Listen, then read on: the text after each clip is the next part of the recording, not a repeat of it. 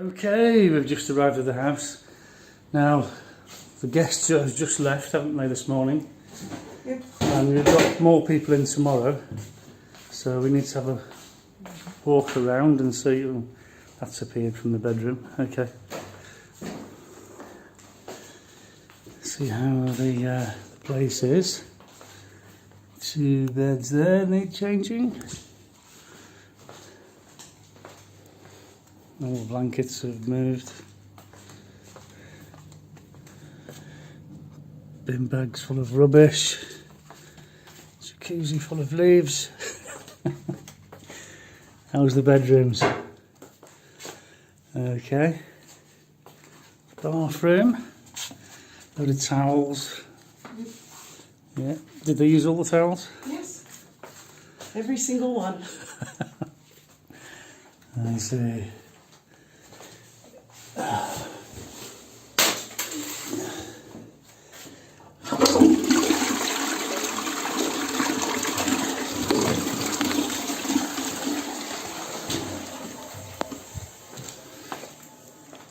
Toilet was a bit blocked last time, but it seems okay this time.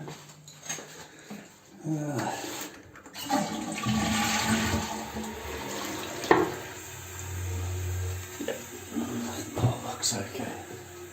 Sometimes there's a towel left hanging up on the back of the door, but no, we've managed to get all the towels, I think. You never know what you're going to find when you get to the house and the people have gone. Sometimes they leave the house immaculate, others not so, to say the least.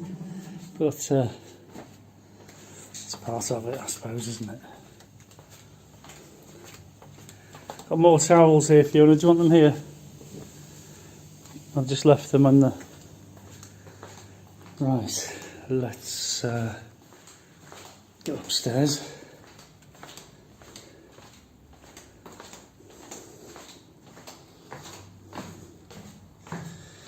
Because the idea is to grab all the towels, really, because they're the first in the wash, and then we do the beds. And it should be a quick change. And we broke the chair. It has got a dodgy leg, he did say. He sat on it and the back leg went, but my carpentry skills, you see, I thought I fixed it, but obviously not. Garden looks okay. I thought it wouldn't be. Yeah.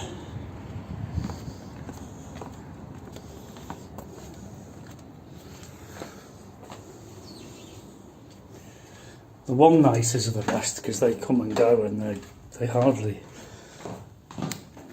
do anything, you know, they're just here for the one night and they're off. But it can be a big group, and so they can use all the towels, all the beds. Or people who are embedded for a week or maybe 2 weeks.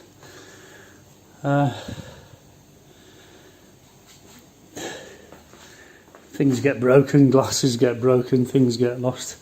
Teapot's disappeared, it's obviously got smashed.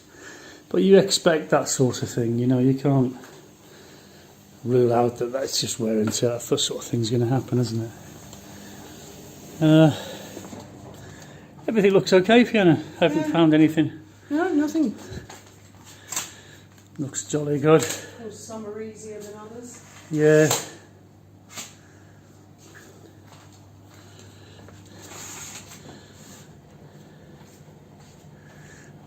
Right. What did you say? Ant spray. Ants? Yeah. Have you found any ants? Loads. What, in the garden? Yeah. Oh, really? Oh dear. We normally leave a phone charger plugged into the USB socket there, and they pinched it. We've only had 2 go missing over the time now, haven't we? Yeah. I need to put a big label on it saying do not remove. I think they've just done it by mistake, you know, they've got... Yeah, it's quite easy thinking one of the others, it's theirs, you know, and taking it. But it's a pain when I need to charge my phone, darling. Yeah. while I'm here. Well, you might have to go and get a phone charger then. Yeah. I'm not going back to the boat with that big queue there. Oh, well, yeah. Monkeys in the box. How much charge have you got left on your phone? 70%. Oh, great. Well, you've got nothing to worry about then, have you? No, I charged I've it. only got 99% left. I had 12 before I came out, but I put it on the GoPro charger and it charged it really quickly actually.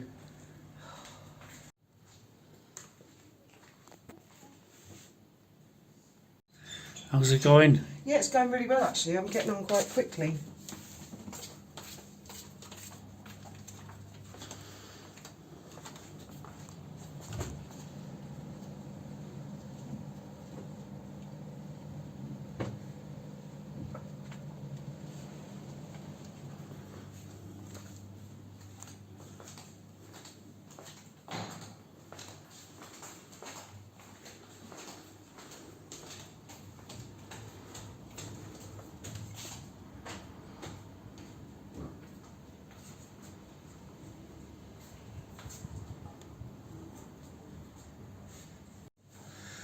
Okay, we're almost done, Fiona. We're done.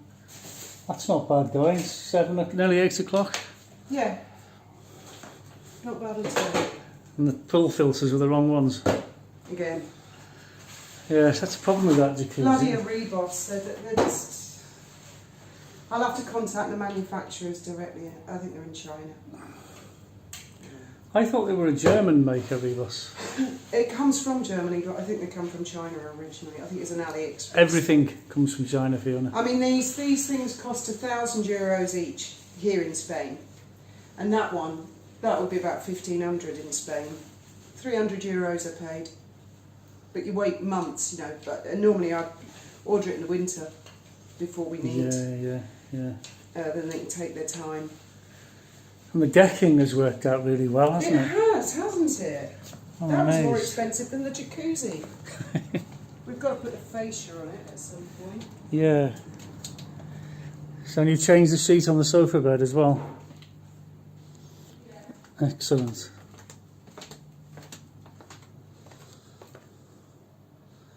All done.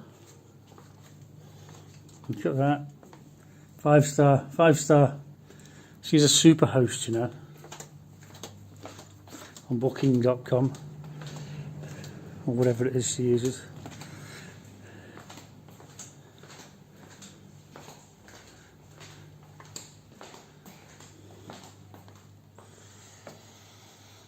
I have to buy a new phone charger as well. Right, I think it's time for the Hong Kong walk. Okay, we're back in the walk again, and Fiona's gone for a ciggy. And she's had loads of prawns, loads of them, big ones, big ones. It's best value restaurant around here. It's a really nice one opposite here, the Luna Bar, but it's so expensive in there. That's where we went for her birthday, I think. We paid a fortune in there. No, you can eat as much as you want here. This is great. Hospital appointment tomorrow morning, CT scan, all the sort of things that you've got to do. And they never tell you anything. You'll have to wait a week like this. See if the doctors have found anything shining in the dark. Well, it's a constant thing, isn't it? Well, there we go. Everything's ready for tomorrow. Fabulous sunset, and it's time for some wine. Good night. May your God go with you.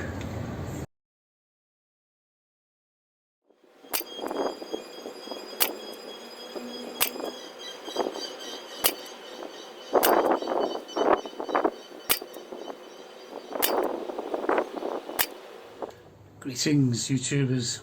Well, I'm still on the subject of 10-metre pistol shooting, target shooting. I'm getting into it now. I've got my my Gammo revolver there, which is great. Um, it's $100 gun, like I said earlier, but it's not really a target pistol. You can do target work with it, but I did discover that the barrel is aluminium, it's not steel. So, and I discovered this by using a magnet. There's a CO2 cartridge, for example, and I did open the cylinders and put the magnet in there onto the back end of the barrel, which pushes in and out on this, and it's aluminium. It's aluminium, so it's got an aluminium barrel. Okay, so really what we're looking for is a pellet gun that fires 177 pellets, and you can do target work with it, and we really want a steel barrel with rifling in it. Obviously aluminium barrel is okay, it's okay, you know, it's got reasonable accuracy with it. But looking at these Olympic pistols, I mean they're high end, Steyr, Walther, that sort of thing, you're looking at $2.5 grand. So I was looking more for something around $100, which is a target pistol with a steel barrel, and there's so many guns out there. But forget about BBs, forget about 22s, we're looking at 177 pellet guns. Okay, so that puts you in 3 categories, doesn't it? The Springer, the old Springer, which was great. I had Springers as a kid, you know, and remember the Gat and the Diana and the ones that, yeah, they're great because you never run out of air. You're never ever going to run out of air. You just constantly got to do this. But doing that between shots and then holding the gun up again it's gonna spoil your aim, I think. Certainly after a while, after going. So I do like the CO2. These CO2s, these are great. They're really cheap. You can buy them on Amazon. I buy about 50 at a time, and they last ages. You know, one cylinder will get you 60 to 100 shots, and then you change the cylinder when it's getting a bit tired. And the high-end guns, all high-end guns are PCP, which are pre-charged air. I don't know what PCP stands for, but it's a pre-charged tank. But you know, you need to sit there with a hand pump pumping away, or you need to buy a compressor to fill the damn thing up, or you need to go out and buy an air bottle that scuba divers have and fill that up and then get your air from there. So it's a bit of a faff unless you're really, really dedicated target shooters. So I thought, forget all that. What kind of target pistol would I go for? Well, I'd want something with a proper steel barrel. I'd want something with a CO2. I'd want a nice target grip on it, and it only needs to be single shot. So I'm looking around for something cheap. But the longer the barrel length, the better the accuracy. So you want something with a reasonably decent barrel length. You know, you don't want to be buying something with a short barrel. There's just so many. I've looked. You know, I like the blowback BB guns. You know, there's so many out there. One of the best ones that I've seen, which I've never fired, but it looks really good, I would be tempted to buy it, would be the Walther CP22, is it? And it looks like a proper handgun, but it's a target pellet gun. Again, but you know, I want to get away from that and go on to a proper sort of target pistol-ish looking thing, albeit at the low end of the market, and see how we get on with that. Because don't forget, we're building. There's no point in thinking, yes, great, I want to do 10 metre. I'm going to go and spend $1,000 on a target pistol, because you've not got the best target pistol for doing target work, right? You're in the middle. So you're far better off with a cheapie, I think. And there's some really good cheapies out there. I've seen some belting ones that look the part for 500, but I don't want to spend 500 even. You know, I haven't got loads of money. I'm looking at $100, let's say 150 max. Let's find something out there that's made in China. And let's just put them to the test. Because if we're any good and we can get a decent grouping, you know, we're on the way, aren't we? We're on the way to target choosing. And as an ex-veteran, as an ex-army veteran, I really enjoy it. I do really enjoy target shooting. You know, I could get into it, and most people have got access to a backyard that's at least 10 yards long, you know, or your mate's got one, or the back garden or something like that. You know, you're not asking a lot, are you? 10 metres in a straight line. It's only 30 foot, isn't it? You can see why I was never a mathematician, can't you? Right, well,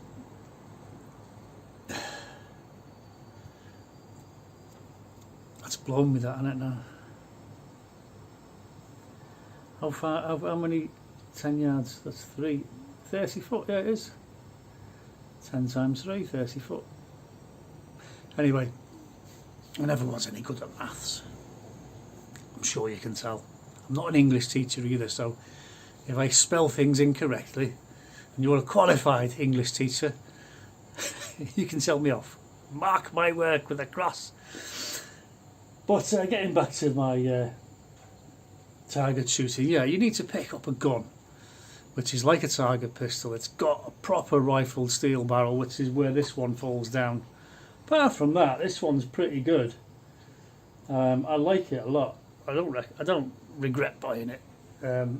It's good, but I'm definitely getting into serious target work. I want to just load one shot, bring the gun up and just go and see how accurate I can get it, because I'm aiming for the bullseye every single time. And don't forget, thinking of the Olympics, you don't want a stock, you don't want two hands, you're going for one hand, and you're doing open normal sights, which you can adjust left, right, up and down until you've got it zeroed in at 10 yards. And that's that for me. If I can do that, that's a challenge which I want to do, because I don't want to get out of breath or go up a hill, you know, with a pack on, anything like that. No. But this is my kind of sport, because I can do this. I've got a little backyard which is 10 yards long. It's actually 16 yards long. So I'm good. Rifles are a bit more dodgy, because you really want to be shooting further than 10 yards with an air rifle, because you've got much longer barrels, so you've got longer accuracy over more distance, depending on the gun itself. But I said to Trevor, you know, Trevor Colt, why don't you get an air gun? Because he has PTSD. He was in the wars and things. I was in the army. I never went to war anywhere. Never did anything. Only time I went abroad was to the Isle of Wight, to a swamp. But I said to him, why don't you get into pistol shooting? And if he comes out to Spain, he keeps threatening he will do one day. But if he ever does, I'm going to get him on a target shooting on the 10 yards and see, because hitting a target at 10 yards is easy. Anyone can do that. But it's the precision, the accuracy now. We're going for the bullseye. You know, if your bullet starts straying out of the bullseye, you need to tighten that grouping up. And I'm really into it. I didn't say I was any good, but I'm going to get there. I'm definitely training for it. And my next stage is to get myself a single shot target pistol, which has a steel rifled 177. That's 4.5mm bore, and start knocking out some lead. I'll see you later.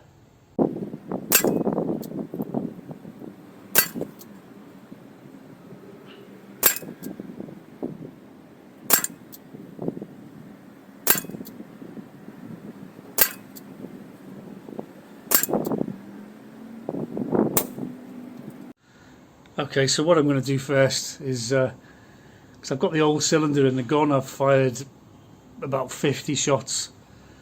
I'm going to finish the cylinder off. I'm going to do some practicing, and then we'll get going. I'll get the set of targets up, just finish the cylinder off. Then we'll put a fresh CO2 in there, and we'll get a new target, and then we'll see how we get on. Let's go.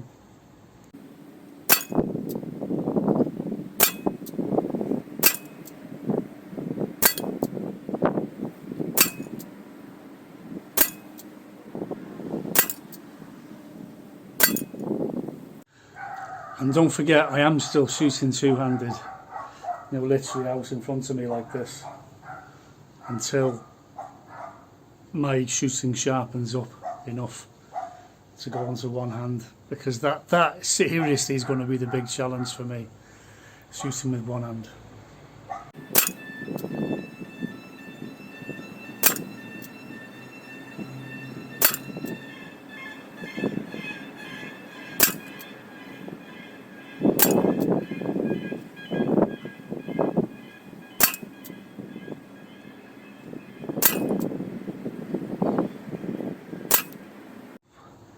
Okay, well that was a really good one. I'm very pleased with that. Target number 4, you can see the grouping there on the back. That's pretty good. That was shooting with 2 hands. I've got 1, 2, 3, 4, 4.5 in the bowl. I've got 2 8s, although one of them's a 7.5. But yeah, that's I'm really impressed with that. If I could shoot like that every time, I'd be very happy. So I've got 2 targets left. This is target number 4. I'm going to do 5 and 6 with one hand. And this is going to be diabolical.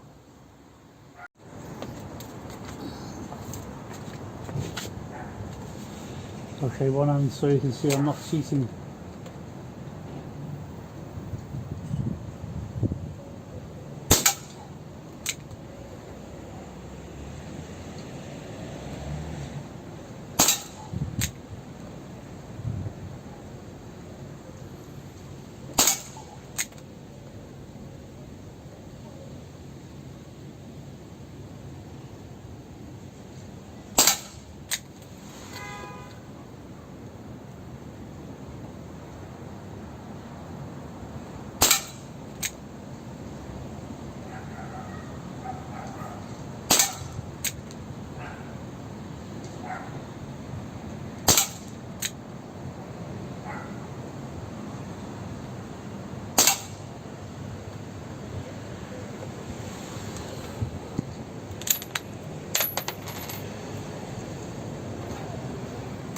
It's supposed to go like that. Right, let's see how we got on.